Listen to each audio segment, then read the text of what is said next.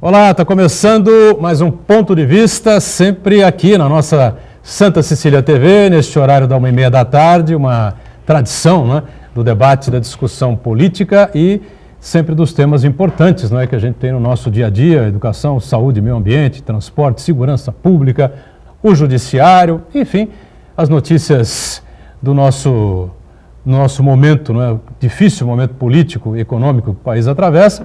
E a gente guarda sempre um espaço importante aqui no programa para discussão e para os debates também dos temas de interesse nacional e que não são poucos, né? São sempre muitas, né? Ontem o presidente Jair Bolsonaro concedeu uma baita entrevista exclusiva à Rádio Bandeirantes, ao programa do Milton Neves, e fez lá uma série de revelações, fez uma série de comentários, e entre esses o mais destacado, né, que já repicou aí pela mídia brasileira e internacional toda, foi que ele vai realmente indicar o atual ministro Sérgio Moro ao Supremo Tribunal Federal. E aí fica a dúvida, né? Afinal de contas, ele foi inocente na resposta que deu à Rádio Bandeirantes ontem, fritou o Sérgio Moro definitivamente, né?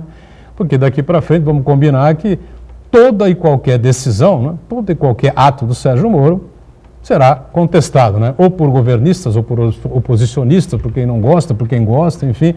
Afinal, ele tomou essa decisão porque vai para o STF, não é? Tomou essa decisão porque está a serviço do presidente para caminhar e receber a indicação ao Supremo Tribunal Federal. Enfim, eu acho que o presidente se precipitou, não é? E realmente jogou uma bomba atômica no colo do ex-juiz, né? Talvez esteja até arrependido nesse momento, né? O juiz da Lava Jato, Sérgio Moro. Temas importantes para a gente colocar em discussão, colocar em debate aqui no Ponto de Vista, que tem sempre uma reprise às 7h30 da noite, não é? Enquanto a TV Santa Cecília estiver transmitindo os jogos da Unisanta. Depois voltamos ao horário habitual, 8 da noite. Bom, hoje a gente com prazer recebe aqui Ivan Sartori, desembargador, não é? Aposentado, ele que foi inclusive presidente do TJ, né? O Tribunal de Justiça do Estado de São Paulo. Prazer recebê-lo.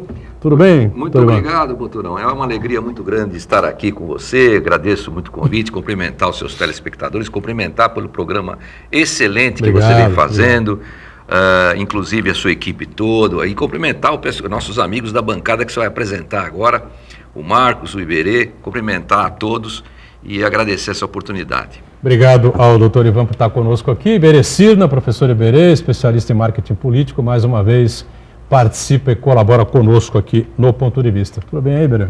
Tudo bem. Sempre um prazer estar na companhia de vocês. E lá na ponta, sempre o Marcos Santana, acompanhando as redes sociais, as transmissões que fazemos aqui do Ponto de Vista e a sua participação, que é sempre muito importante conosco. Tudo certo aí, Santana? Tudo certo, boa tarde a todos. Agradecer a participação do Dr. Sartori. E, Boturão, só para complementar o seu pensamento inicial com relação ao Sérgio Moro, ele vai ser questionado agora se as próximas atitudes vão ser tomadas como já quase ministro do Supremo, ou um ministro do Jair Bolsonaro, ou então, a terceira opção, um candidato à sucessão presidencial do Jair Bolsonaro daqui a 4 anos. Eu quero cumprimentar você que nos acompanha ao vivo, convidar você para o programa, pergunta, crítica, sugestão pelo Facebook. Ponto de Vista, por Edgar Boturão, ou por e-mail, contato@pontodevista.tv.br. O programa pode ser acompanhado ao vivo pela internet, santaportal.com.br/tv. As edições anteriores do Ponto de Vista ficam disponíveis também na internet, no nosso canal no YouTube e na nossa página no Facebook. E você também acompanha na reprise, agora. Muito bem, lembrando, né, a reprise às 7h30 da noite, o programa ao vivo acaba às 14h30, 12h30 da tarde, até a reprise começar. Muita repercussão ainda sobre a entrevista de Jair Bolsonaro e outros assuntos, outros temas, né, importantes que vão acontecer ou deixar de acontecer na nossa conturbada República Brasileira, né? Bom, e é sobre esse tema que eu gostaria de começar mesmo aqui, aproveitando a experiência, né, no Tribunal de Justiça, o contato com membros do STJ, com membros do STF, enfim, não sei se conhece pessoalmente o juiz Moro, deve conhecer, né? Não conhece pessoalmente, né? Mas conhece bem a história, enfim, né? E, o Bolsonaro deu essa declaração ontem à Rádio Bandeirantes, né? Programa esportivo comandado pelo jornalista Milton Neves, e isso explodiu que nem uma bomba, né, doutor Sartori? Olha, o que eu penso, o governo Bolsonaro está começando, é um início. Ele foi eleito porque não tínhamos, segundo o eleitor, outras opções. De qualquer forma, é um homem sério, é um homem honesto, ainda está ganhando experiência no poder, ele vai aprendendo devagar e vai ganhando essa experiência.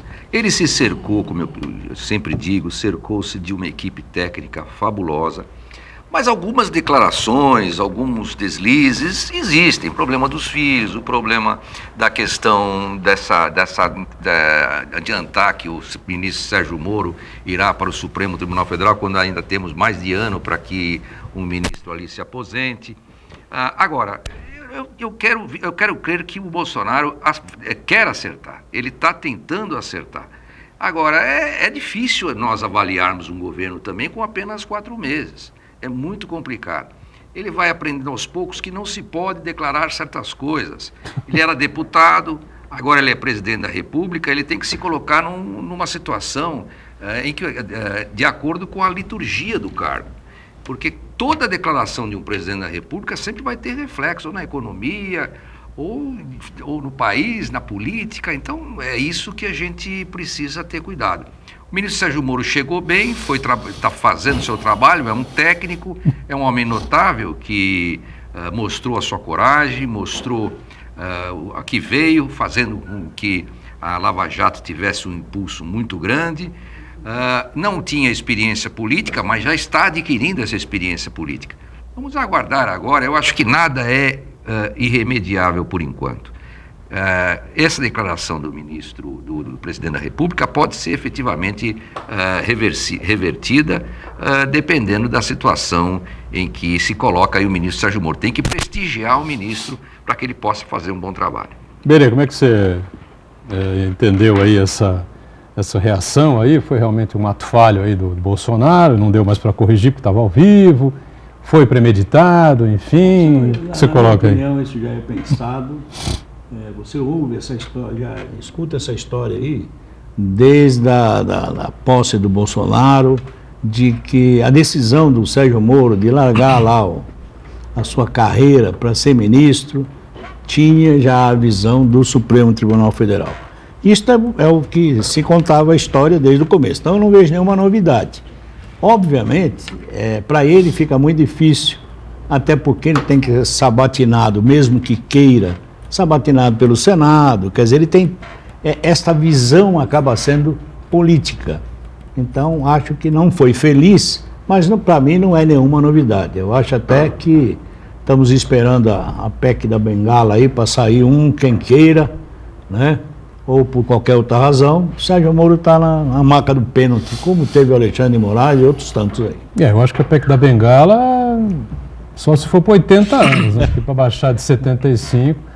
O pessoal, na verdade, o Congresso Nacional, de maneira geral, é meio bronqueado, né, com o Sérgio Moro.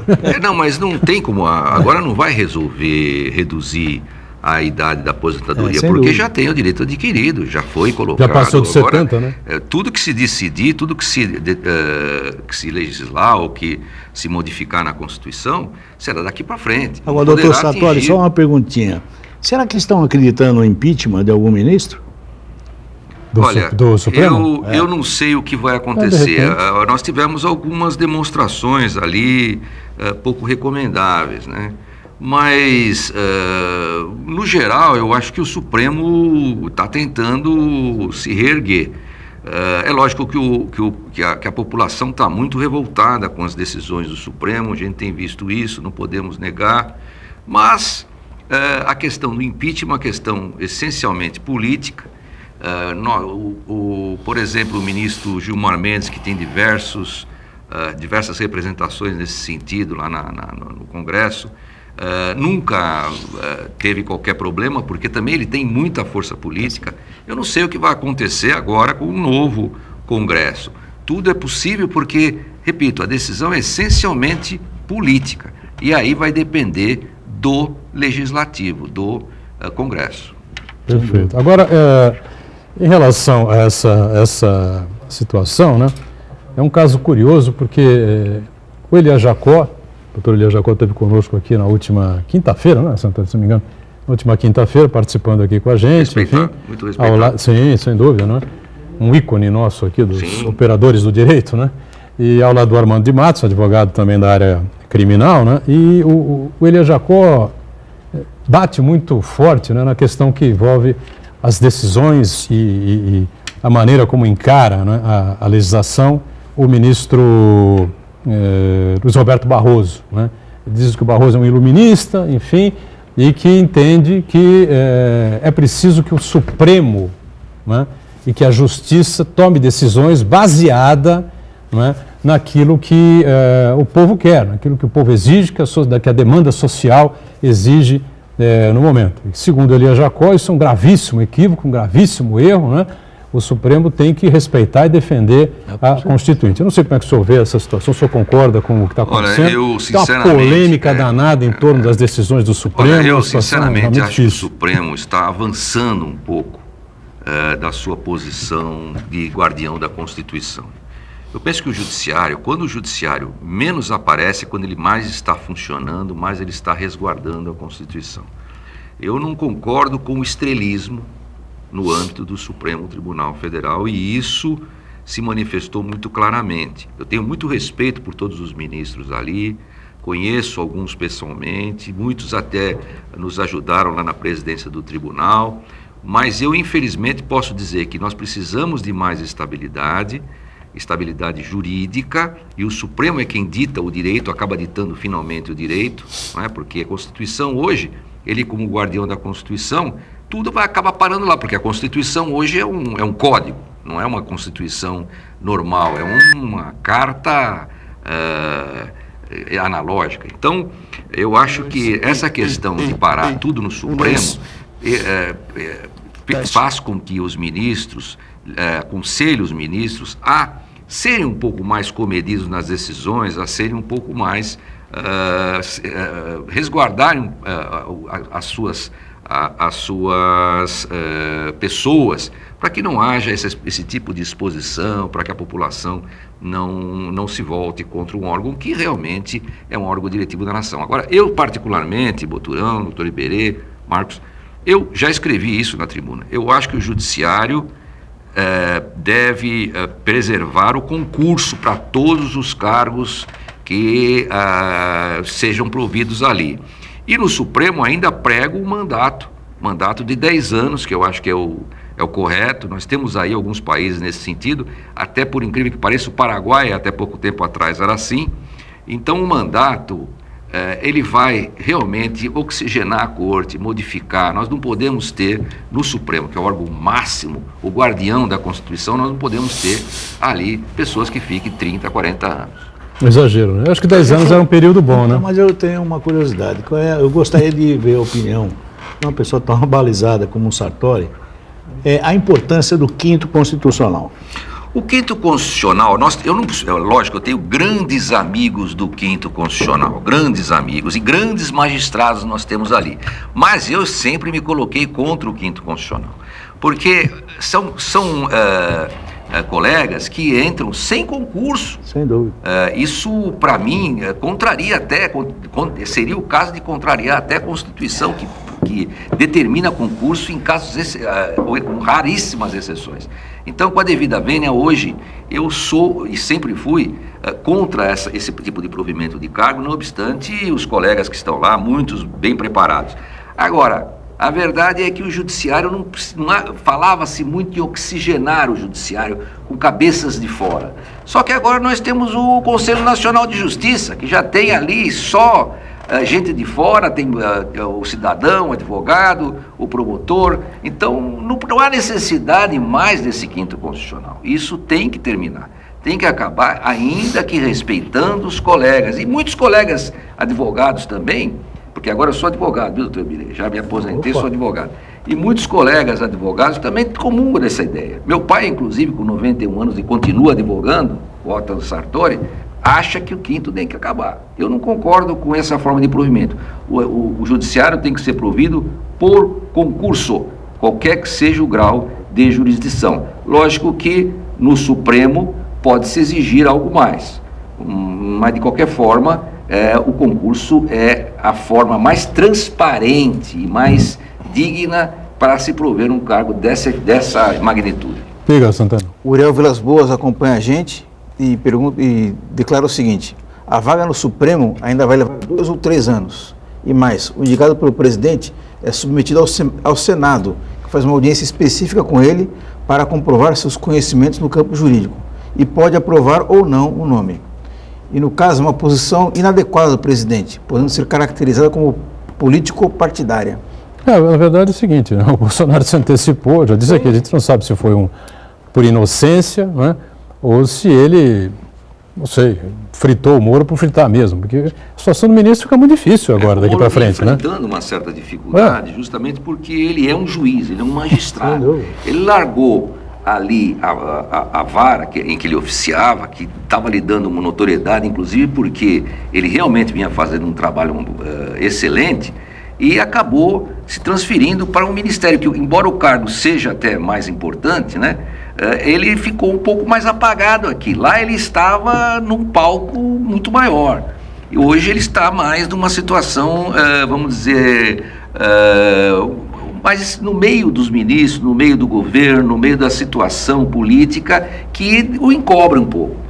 Então eu acho que talvez o Moro tenha até se arrependido dessa decisão. Eu costumo pensar isso, viu? Sartori, o Edgar Butrão lembrou várias vezes nesse programa que o Jair Bolsonaro, ele nomeou um ministro indemissível, que é o Sérgio Moro, que é, como você está observando aí, é uma pessoa que tem uma luz própria. Talvez, hoje eu tenho dúvidas. Talvez até maior que o Jair Bolsonaro. Mas eu acho que essa sinalização é muito clara, que os conflitos entre o presidente da República e o ministro Sérgio Moro são frequentes e muito profundos, né? Com questões pontuais e até de modo mais abrangente do que cada um pensa em termos de segurança pública. E parece que o que talvez tenha motivado o presidente a dar essa declaração tão enfática assim, né, de que já foi combinado lá atrás, né, quer dizer, tipo, na campanha eleitoral foi combinado, até as pessoas estão sugerindo que isso aí foi uma moeda de troca, como uma retribuição à condenação do principal adversário político, que seria o ex-presidente Lula, mas ainda assim parece que o Jair Bolsonaro percebeu de que o Sérgio Moro já se movimentar para conseguir viabilizar a sua candidatura à presidência da República, né? Que é muito ruim, né? Porque a partir do momento que faltam 3 anos para uma eleição, alguém já se lança com uma alternativa política para a atual situação, fazendo parte da atual situação, é muito, muito problemático, né? Então eu queria analisar essa questão, essa contaminação do apetite eleitoral num cargo técnico, como você observou, que é o Ministério da Justiça. Pois é, o Ministério da Justiça realmente, o ministro da Justiça é um técnico, mas ele também é um político. Ele tem que fazer política, ele tem vários políticos já ocuparam, não? Ele tem que conversar com o Senado, ele tem que conversar com a Câmara, ele tem que ter uma desenvoltura política também. É um cargo também político, apesar de técnico. Agora, o ministro Sérgio Moro, ele aprendeu a ser juiz, ele era um grande juiz. Hoje no Ministério ele está fazendo o trabalho dele, ele apresentou um projeto técnico, um projeto muito bem colocado, mas ele não tinha a experiência política para ter essa desenvoltura e tentar lidar com a classe política, né? Então isso acho que complicou um pouco e o Moro tinha luz própria mesmo, realmente tinha luz própria, sim. Talvez até ganhasse a eleição ou até se ombreasse com o Bolsonaro, que foi muito bem nesse pleito, mas eu acho que de qualquer forma o Moro pode ser que venha ganhar a experiência, mas existe realmente uma divergência muito profunda de ideias entre o presidente e o ministro.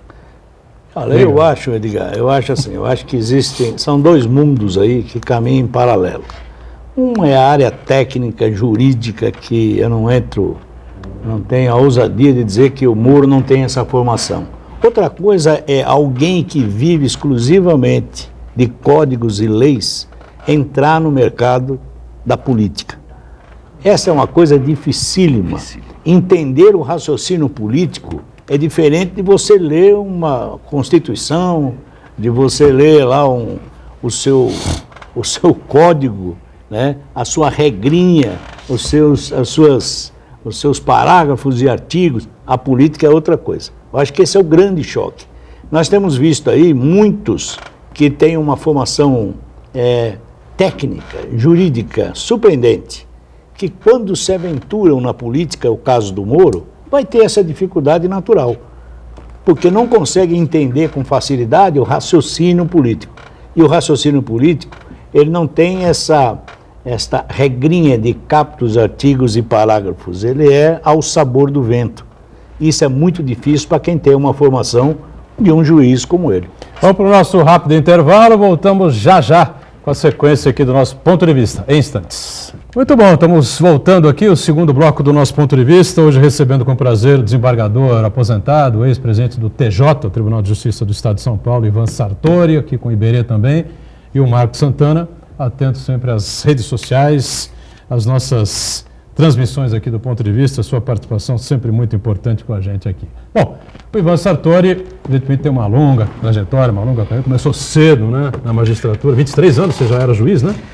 Eu passei no concurso com 22, tomei posse com 23 anos. Saiu da faculdade, prestou e passou? Eu cheguei a estagiar, desde o primeiro ano da faculdade eu estagiava, me formei, cheguei a advogar um tempo, não é? Porque no escritório do meu pai, que tratava de direito empresarial, falência e concordata, eu acabei ganhando um espaço lá, e ganhava até mais do que eu passei a ganhar na magistratura.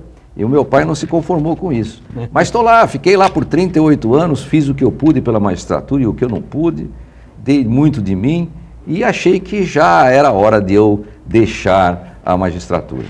Agora, você citou um ponto interessante, né, que você ganhava mais na época do escritório. Houve um período realmente em que o magistrado, o juiz de maneira geral, o próprio desembargador, enfim, tinham salários assim meio que apertados mesmo. Era realmente por amor à arte, a vocação mesmo de cada um, né?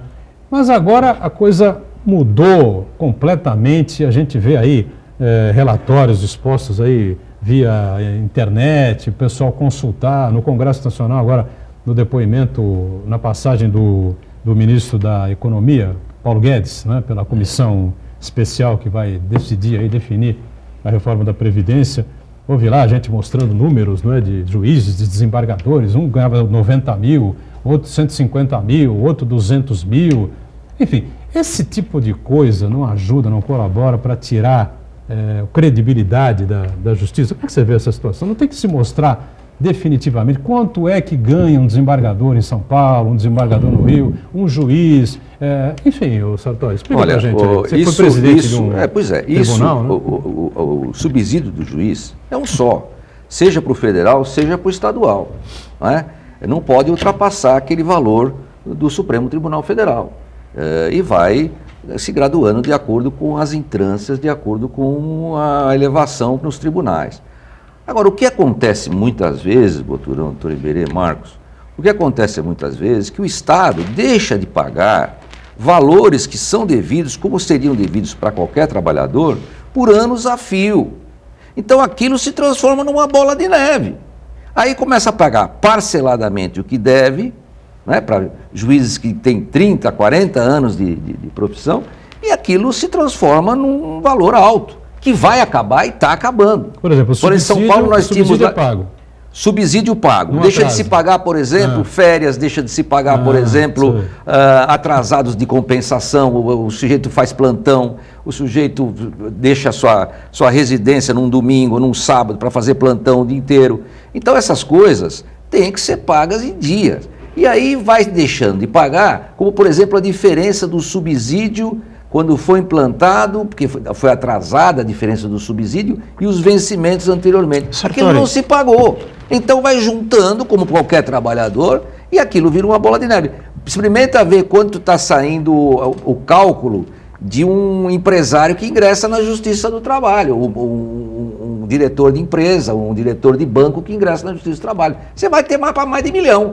Para mais de milhão, porque se você deixar de pagar uma verba durante anos, aquilo tem que ser corrigido, aquilo tem que ter os juros, não é? Agora, é lógico que o juiz não pode ganhar isso, o juiz tem que ganhar exatamente o que ganha o Supremo. Mas, de qualquer forma, essa é a questão trabalhista, o atraso nos pagamentos gera essas distorções. Você está falando que o juiz tem que ganhar no máximo que ganha o ministro do Supremo Tribunal Federal, né? Mas você não acha que fica difícil defender essa tese aí, a partir do momento que a gente vê que as tais verbas indenizatórias acabam engordando desproporcionalmente o que o juiz realmente ganha no final do mês ali, a título de auxílio moradia, auxílio paletó, auxílio livre e assim por diante, sendo que muitas vezes o juiz ele recebe o auxílio moradia e tendo o imóvel próprio na cidade. Aí não fica muito complicado para o juiz defender isso? Olha, Marcos, o que eu acho é o seguinte, o auxílio moradia foi implantado realmente de uma forma que nós juízes mesmo não concordávamos com isso. Hoje não tem mais auxílio moradia, o auxílio moradia acabou. Agora, essa história de auxílio paletó, auxílio creche, isso não existe. Pelo menos em São Paulo isso não existe. Qualquer outro tipo de auxílio, mas nem auxílio saúde nós não temos lá em São Paulo. Agora, é lógico que em alguns estados há distorções, não vou dizer que não haja distorções, mas o judiciário tem que sim que se pautar pela ética, tem que se pautar pela forma correta de agir. Porque moralmente, eticamente, o judiciário tem que estar sempre em evidência, para que tenha moral suficiente para ditar suas decisões e também exercer a sua função, que é a função de jurisdicional, que é o último bastião, guardião do povo sofrido, não é? E guardião do direito. Agora, o fato é que nós temos ali férias, contestam as férias de 2 meses, isso é uma discussão que vai longe, lógico, não vou entrar nesse mérito, mas existem as férias, existem, por exemplo, atrasados que não são pagos quando há uma diferença de correção monetária, ou salário, etc. e tal, que nem essa questão do subsídio, que eram vencimentos e a Constituição na alteração da emenda constitucional alterou para subsídio e modificou o valor. Essa diferença, depois de implantado, depois de muito tempo, não foi paga. Então isso vai acumulando. O que o governo não pode é deixar acumular. Se deixar acumular, fica esse valor alto. Qualquer empregado categorizado de alto padrão que ingresse na Justiça do Trabalho e vai buscar os atrasados que não foram pagos, você pode ver que vai bater na casa do 1 milhão e não vai ser diferente. E o magistrado nem tem fundo de garantia. Não tem fundo de garantia por tempo de serviço. Tem o quê? 13º, não? Tem 13º, férias proporcionais? Férias proporcionais, 13º tem.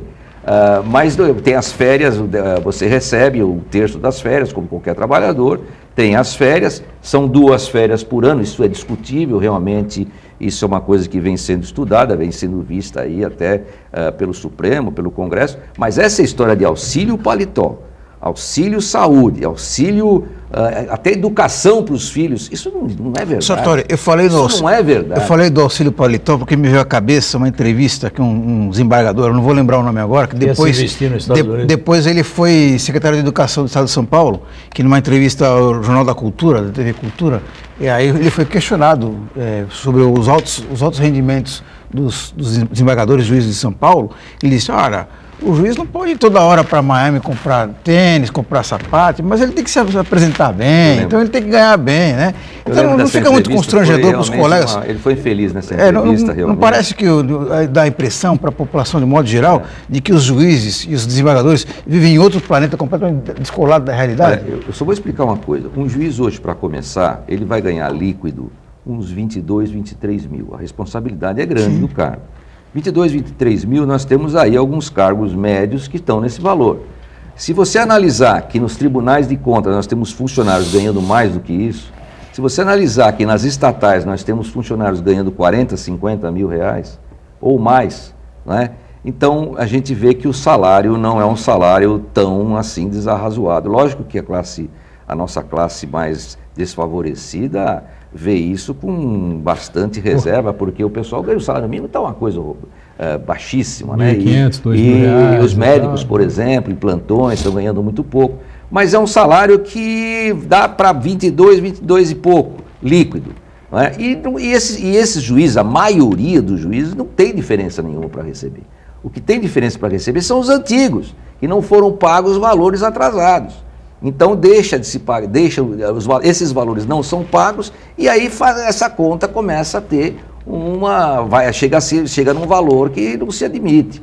E aí começa a parcelar o valor e o salário começa a vir de uma forma, o pessoal pensa que é lá em cima 150 astronômico. Você diria, em relação a... Foram 2 anos na presidência do Tribunal de Justiça. Qual seria aí a maior característica aí o legado que você deixou aí para o... Olha, eu procurei... Acha que é importante... Olha, eu procurei, em primeiro lugar, conversar e ter um contato direto com os funcionários do tribunal, que os funcionários do tribunal, do Poder Judiciário de modo geral, 60 mil funcionários, não é? Mais 60 mil, mais 10 mil terceirizados, eram pessoas que estavam passando muita dificuldade, estavam pendurados em agiotas, e nós procuramos satisfazer os atrasados de muitos deles para poder melhorar a situação. Também conversávamos diuturnamente com esses funcionários, visitávamos os fóruns, eu abraçava os funcionários, ouvia as críticas, ouvia as conversas. No Facebook também eu recebia todas as reclamações ou sugestões. Era um trabalho de 17 horas por dia. No meu gabinete eu recebi mais de 3 mil pessoas, ou cerca de 3 mil pessoas por ano na presidência. Também nós implantamos ali, em 3 meses, porque o nosso relacionamento foi muito bom com a Assembleia Legislativa, em 3 meses o plano de cargos e carreiras nós implantamos ali. Também implantamos o processo digital, que era um problema terrível. Os advogados não queriam, a ordem dos advogados não queria, não os advogados categorizados até queriam. A ordem dos advogados não queria, o Ministério Público não queria, e foi uma discussão muito grande. Mas não facilita, não acelera? Pois é, mas o novo sempre assusta. Né? E aí com isso, depois de muita discussão, nunca se conseguia implantar, nunca se conseguia, as presidências passadas não conseguiram, aí com muita discussão nós conseguimos implantar o processo digital, saímos com o tribunal digitalizado totalmente e com o Poder Judiciário, né? Nós temos ali mais de 1000 prédios, ou cerca de 1000 prédios, 40 e tantos % digitalizado e já irreversível. Os próximos presidentes prosseguindo nessa digitalização irreversível que nós fizemos ali. Também nós fizemos tivemos aí a oportunidade de valorizar os juízes, valorizar os nossos prédios, fazer um serviço de zeladoria mais a contento, o que não prestava, alguns prédios alugados que não tinham condições de receber o judiciário, nós modificávamos, realugávamos, ou então passávamos para a construção. Tínhamos ali um projeto de construção de prédios em que as prefeituras estavam doando terrenos e ali nós faríamos os prédios, os fóruns, num consórcio que venceu uma eleição. Mas depois o presidente seguinte não conseguiu, resolveu não dar andamento a isso. Muito bem. Santana, foi não? Primeiro, agradecer a ajuda do Elvio, da Aparecida, que ele lembra aqui que o desembargador que deu essa famosa frase aí do comprar o terno em Miami foi José Roberto Nalini. José Renato. Nalini, isso. Isso, foi realmente secretário de Educação. Ele foi feliz, aquele dia ele foi feliz. Todos nós vimos que foi infeliz, mas o que se vai fazer? E aqui o Martinho Leonardo, ele pede para o desembargador aposentado comentar uma decisão do Tribunal de Justiça que obriga a Prefeitura de Santos a demitir 684 trabalhadores que atuavam na frente de trabalho na Prefeitura de Santos. Essa frente de trabalho da Prefeitura de Santos realmente era um trabalho, era uma iniciativa, um projeto bastante promissor e que também um projeto social espetacular. Mas infelizmente, como é o nome do nosso... Martinho Leonardo, ex-vereador. É o Martinho Leonardo, o ex-vereador. Um abraço, Martinho, é uma satisfação receber sua indagação. Mas infelizmente, pelo artigo 37 da Constituição, os cargos devem ser, 37 inciso 2, os cargos da administração pública devem ser providos por concurso, ressalvados os cargos de confiança, assessoria, né? Chamados em comissão. Exatamente, né? De direção, os cargos chamados em comissão, assessoria, direção. Então, nesses casos, há a possibilidade de nomeação livre. Nos outros, não há essa possibilidade. Por isso que o Tribunal de Justiça foi obrigado a declarar inconstitucional esse projeto, essa lei. Eu tenho certeza que os desembargadores o fizeram com muito pesar. E se pudessem, não o fariam. Mas é realmente muito complicado diante do artigo 37.2 da Constituição. Eu também lamento, né, porque era um projeto excelente.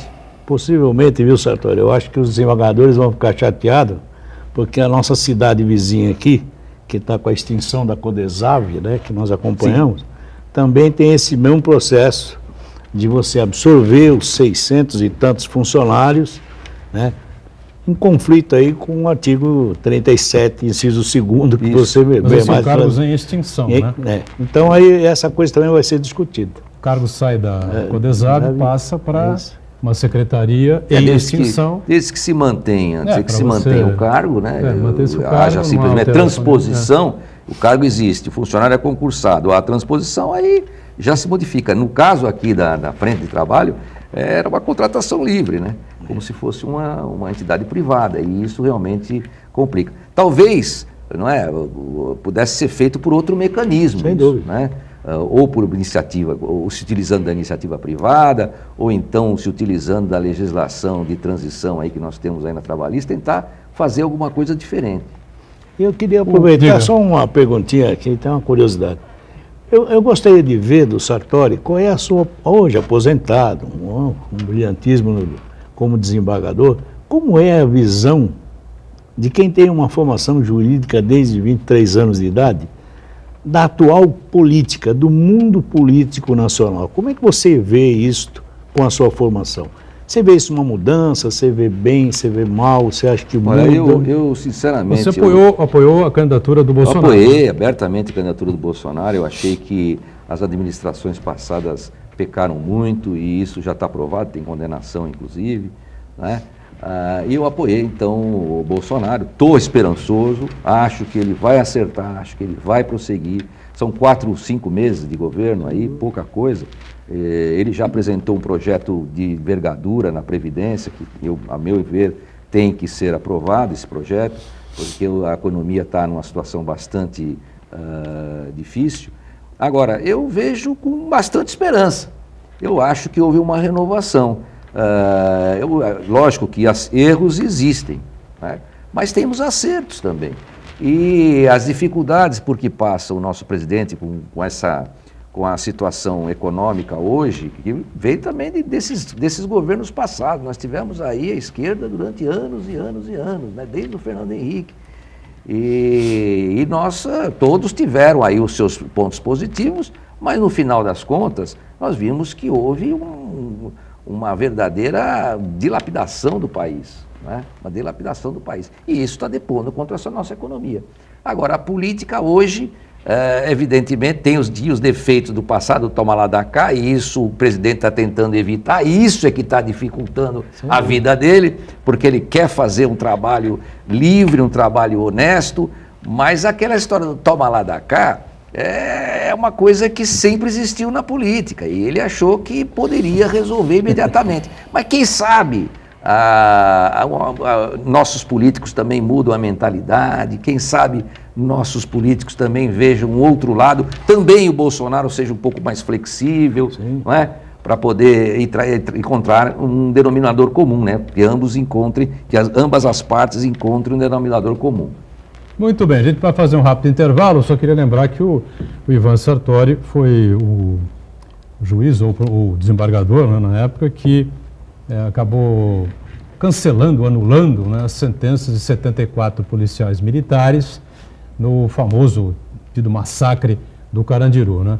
Eu quero saber dele se ele está arrependido até hoje ou se ele confirma que realmente aconteceram equívocos por parte do juiz no primeiro julgamento, as sentenças que foram dadas àqueles períodos, foi realmente um caso que marcou época, né, no Brasil e teve uma repercussão extraordinária, né, sem dúvida alguma. Vamos para o intervalo, voltamos já já.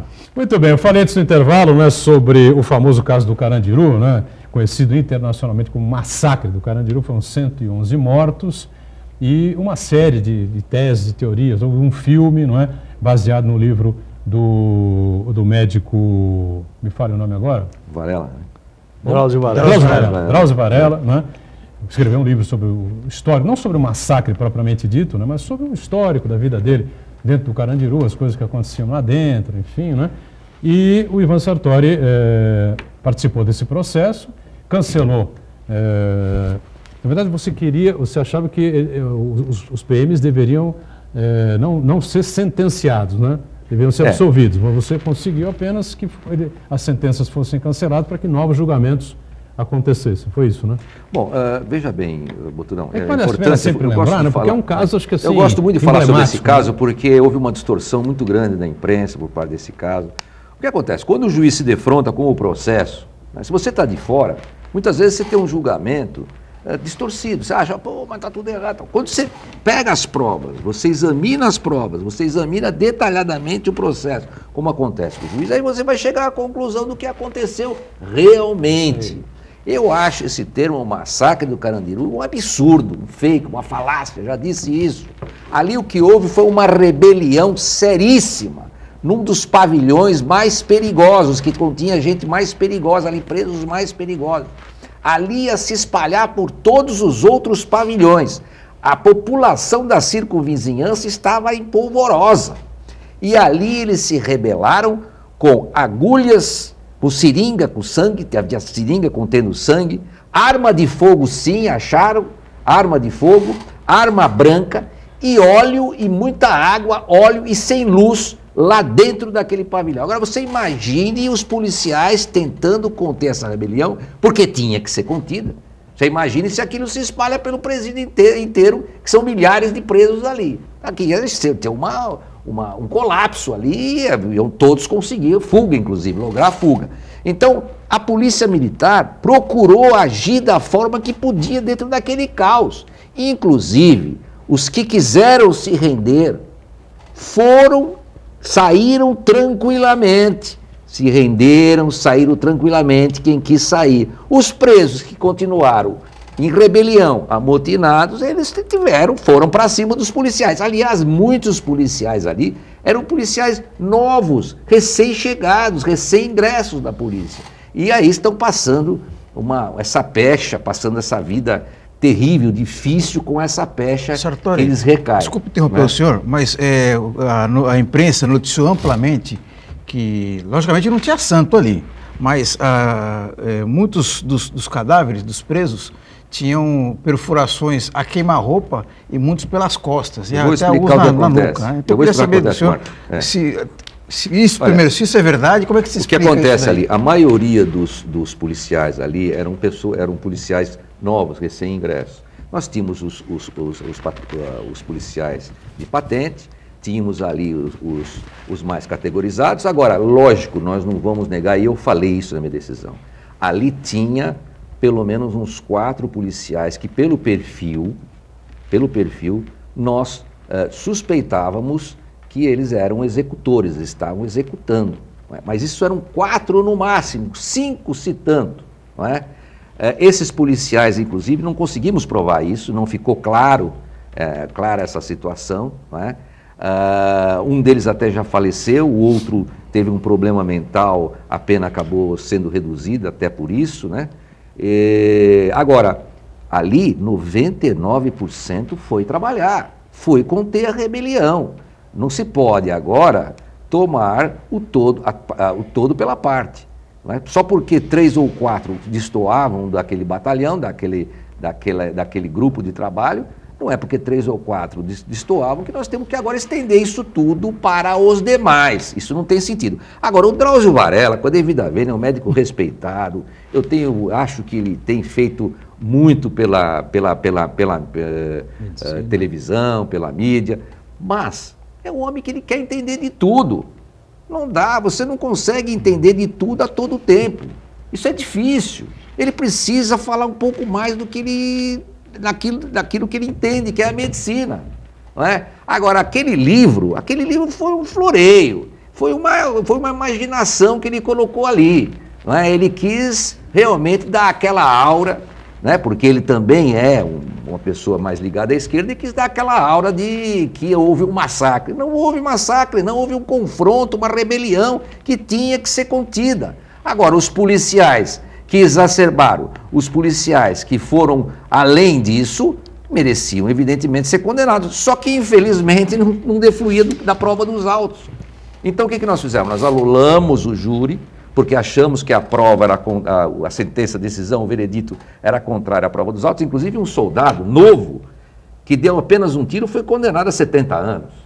Né? Teve gente que deu um tiro, foi condenado por mais de 70 mortes. Foi e tem mais, sabe quem foi processado? Sabe quem foi processado?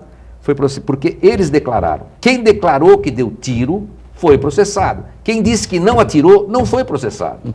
Quer dizer, o negócio foi feito no tapa. O Ministério Público quis dar uma satisfação para a sociedade e fez tudo aquilo muito rápido e muito afogadinho. Como é que dava para saber que aquele policial deu um tiro? Porque a arma dele foi apreendida. Inclusive, houve apreensão das armas, houve apreensão de todas as armas policiais que foram lacradas e depois foram extraídos os projéteis dos corpos dos detentos. Não é? Só que, infelizmente, não se conseguiu fazer o exame balístico. Isso seria importante, saberia quem atirou em quem. Individualizar as condutas. Agora, não pode querer condenar todo mundo genericamente. Eu concordo com isso, mas... olha, então, de repente você estava... Vamos supor, Buturão, você estava lá no meio, você se põe no lugar de um soldado, você estava lá no meio, você deu um tiro porque estava escuro e tudo mais, daqui a pouco você é condenado por 100 mortes. Não tem sentido. Não tem. Tem que saber se não acertou ninguém. Você não acertou ninguém, mas de repente você não acertou ninguém. E aí? Então tinham armas lá que dispararam 30 tiros, 40 tiros. Não chegou a isso. 20 tiros. Pode ser. Agora, nós tivemos lá, sim, 4 ou 5 policiais que estavam com intenção de executar mesmo. Nós tivemos. Agora, precisa de fluidos altos. Um deles faleceu pelo perfil. Nós imaginamos isso pelo perfil. Não é? Mas a prova não trazia claramente isso. Diga, Santana. O Roberto Francisco acompanha a gente aqui e faz uma participação interessante aqui. Parabéns, doutor Sartori. Temos 2 coisas em comum. Votamos e confiamos no presidente Bolsonaro e também eu apoio sua decisão sobre o chamado caso do Carandiru. Foi tecnicamente perfeita. Aí ele completa o seguinte, Sartori. O senhor ganhou meu voto para prefeito de Santos. Opa! Parabéns. Opa! Poxa! Eu não sei se vou me candidatar. Estamos no ano ímpar ainda. Eleição, como costuma dizer Geraldo Alckmin, é ano par. Ano par. Cuidado, devagar com a dor que o Santo Taribá. Mas aproveitando o gancho, eu queria perguntar se você assinou a ficha do PSD ou não. Não, ainda não me filiei a partido nenhum. Eu também não sei se vou me candidatar. Eu fui convidado por alguns partidos, o PSL, PSD, Podemos, também o Patriota, mas eu ainda não pensei, não decidi se isso vai acontecer na minha vida. Estamos pensando, estamos analisando e não me filiei a partido nenhum ainda. Você gosta de política? Gosta de Olha, eu sou debater, como todo cidadão, eu gosto de debater, fiz política institucional durante muito tempo, participei de várias eleições no tribunal, inclusive fui presidente do tribunal, mas eleição institucional, evidentemente, é diferente de uma eleição político-partidária normal. Doutor, eu queria aproveitar, eu fazer uma pergunta, não especificamente ao seu caso, mas do modo geral ao ex-integrante do Poder Judiciário que se aventura em um cargo político. Nós temos a experiência do juiz Sérgio Moro, que ele está acostumado a dar canetada, só mandar, e agora quando ele tem que negociar politicamente, ele se vê em maus lençóis. E temos também aí o caso do governador do Rio de Janeiro, o Witzel, que aí está cometendo uma série de barbaridades aí, está colocando snipers nos helicópteros para tirar em tenda de culto evangélico e assim por diante, né? Então eu queria saber do senhor quais os cuidados que um ex-integrante do Poder Judiciário tem que ter ao se aventurar na carreira política. Olha, isso vai depender efetivamente da habilidade do cidadão. Eu acho que, infelizmente, o juiz a vida de um juiz é uma vida muito regrada. O Witzel é um juiz também, muito engessada, ele foi juiz. Muito engessada, muito regrada, é um verdadeiro sacerdócio. Vou falar bem a verdade, você não pode fazer absolutamente quase nada, porque você está sempre sendo na mira das pessoas, está sempre numa situação delicada, então você tem que ter uma conduta que não digo nem reta, que todos nós devemos ter, mas uma conduta engessada mesmo. Eu, graças a Deus, saí muito da magistratura agora, esse ano, pensando em ter uma vida mais flexível. Depois que o CNJ disse que eu não posso falar em quem eu voto, eu não vou ficar na magistratura. Ué, eu não sou, além de não poder ser um cidadão, além de não poder me eleger, não participar da vida política como magistrado, eu também não posso falar em quem que eu vou votar. Agora, se eu fosse juiz eleitoral, tá certo, aí não poderia. Mas eu não era juiz eleitoral. Eu acho que eu tenho que participar, o juiz tem que participar da vida política do país. Agora, essa questão de o juiz ser político, isso vai depender da habilidade, da aptidão da pessoa. Isso que vai acontecer. Agora, eu tentei fazer política, fiz política institucional, me dei muito bem com a Assembleia Legislativa, consegui fazer um trabalho de integração com a Assembleia Legislativa, aprovei todos os projetos que eu quis na Assembleia Legislativa, ali o tribunal e a Assembleia tinham um quintal só na minha gestão, nós conversávamos abertamente, eu estava sempre dando satisfação, o governador também, eu estava sempre lá dando satisfação, trazendo as contas, explicando, tanto que tivemos vários projetos aprovados com o beneplácito, com a concordância do Geraldo Alckmin, que foi também um governador que ajudou o judiciário naquela época. Né? Então eu acho que eu fiz um trabalho político bom naquela época. E é só perguntar para os funcionários, para os advogados, para os juízes, como foi a minha administração. Modéstia à parte, foi uma administração proveitosa. Agora, quanto ao Witzel, nós temos que ver uma coisa, mano. O Rio de Janeiro está perdido para as organizações criminosas. O Rio de Janeiro não é mais Estado, não existe mais Estado ali. Ali o Estado é o crime. Então, ali o Witzel, ele tem que tomar providências rigorosas, enérgicas. Agora, a imprensa sempre exagera um pouco, às vezes. Opa. E se houve algum desvio... Setores da imprensa. Setores da imprensa. E se houve algum desvio, algum problema lá, é lógico, aquilo é uma situação caótica.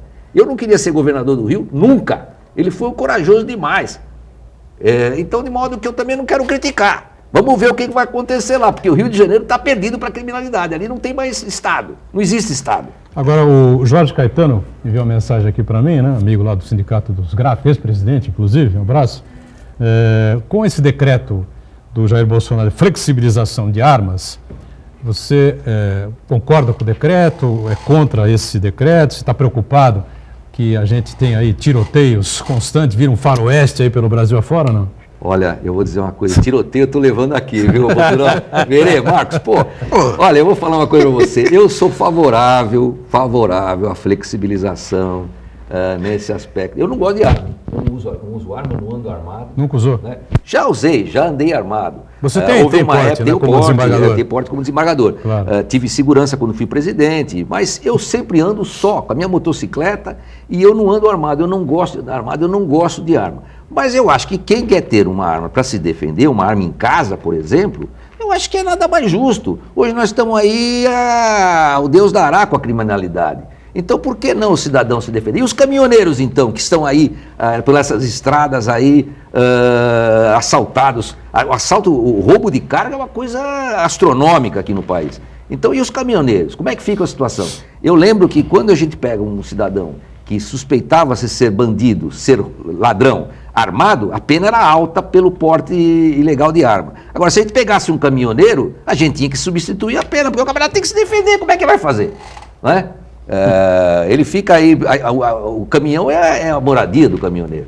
E aí, por aí vai o povo de bem, que defende a sua casa. Nós vemos lá nos Estados Unidos, por exemplo, que a liberação de arma não contribui para a criminalidade como nós temos aqui. Aqui nós não tínhamos a liberação de arma e nós estamos numa criminalidade absurda. Sartori, mas você não teme o efeito colateral de uma liberação dessa maneira? Sim. Porque nós temos hoje um índice de feminicídio muito grande, né? O homem que mata a mulher pela condição dela ser mulher, por ciúme, né? por não admitir a perda da mulher, briga de vizinhos, briga de trânsito. Esse final de semana em Bertioga aconteceu o oposto, né? A mulher matou uma mulher. Foi agredida pelo marido, pelo companheiro, ele pegou uma faca e matou o cara. Certo.